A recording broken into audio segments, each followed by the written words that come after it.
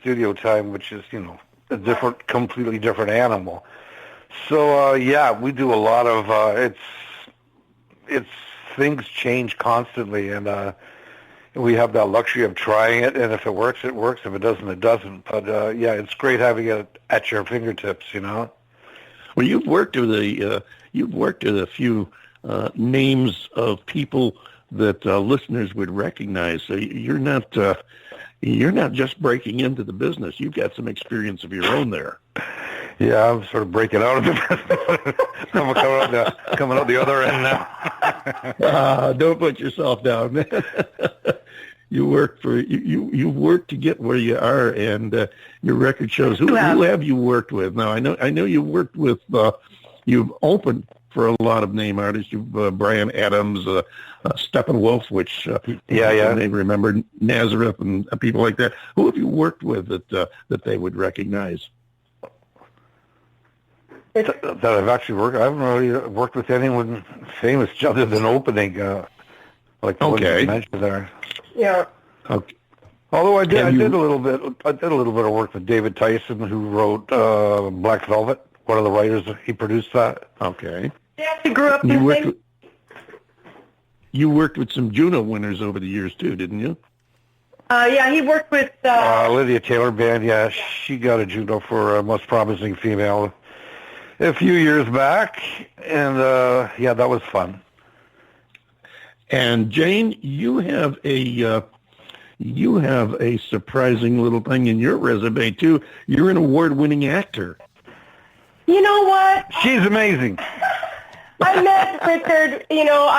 Music's always been the thing that's driven me, and then we were living down in LA. We had really great management with Crosby, Stills and Nash's. Jerry Tillman, yeah. And then we never actually believed it, but I think he actually was their manager. And then we came up. We were living down in LA, and then we came up from Vancouver, and then it was sort of like we were down there following the dream. And I know everyone out there can kind of relate. But yeah, you can get it. But then we came out to Vancouver, and we'd had a bit of the wind kicked out of us because we didn't quite get the record deal, even though we were working with some pretty heavy folks.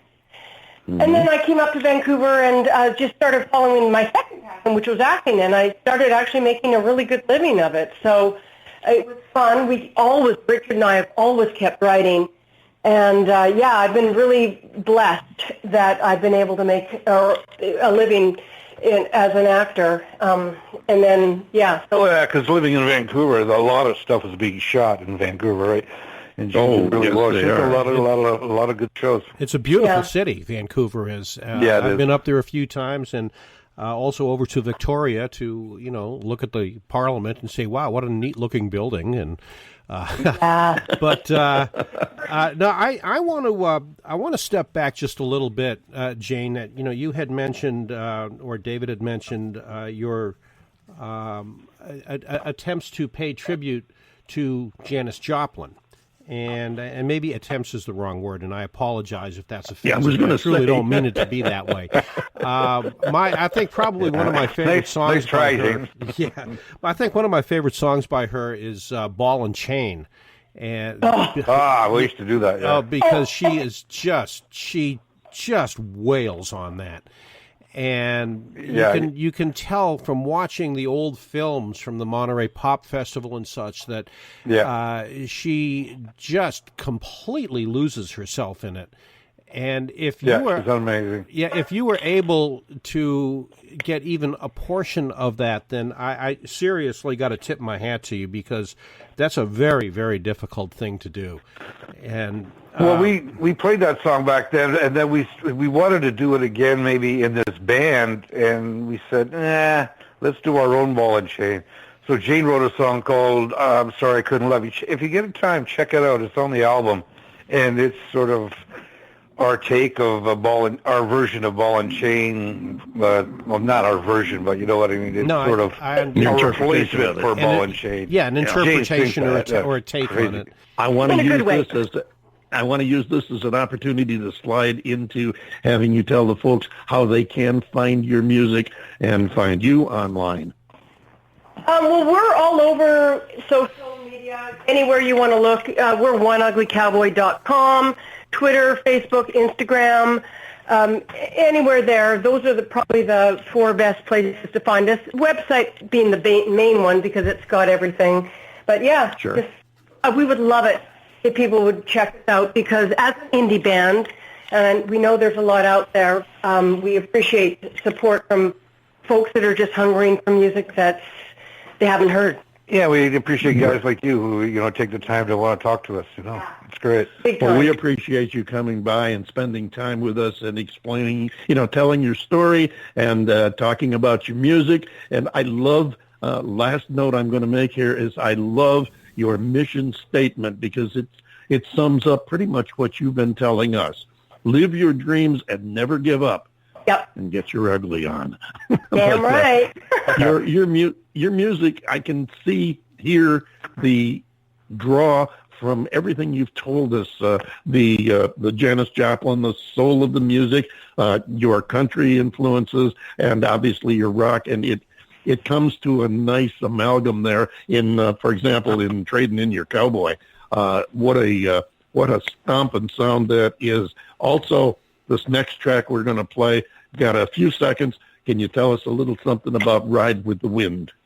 Well, Ride with the Wind, we wrote, Richard and I, like we said, we've always just been living our dream on a wing and a prayer. And we had moved, this is years back, we'd moved down to Los Angeles on a wing and a prayer, living in a rental apartment. Obviously, we couldn't work because we are Canadians, but we had money stowed away, so we lived down there for about 6 months, and then the money was gone. and that song came to us when we were sitting on our couch that we'd bought for $35, and we really truly didn't know what tomorrow would bring, and it was completely inspired. It's one of those moments that I will never forget, where it's just all we've got is now. We don't know what tomorrow will bring. Absolutely. All we've got is now. So that's where that one came from. Just Ride with the Wind. Fantastic. Thank you so much once again for being with us.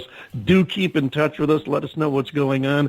Let us know about your releases and when you get back on the road, when you're doing some traveling. We'd like to share the word with our listeners, and we'd like to follow the lives and careers of our guests. You're sort of like family once you're on the show. Ladies and gentlemen, they call themselves One Ugly Cowboy. This is the title track from their album, Ride with the Wind.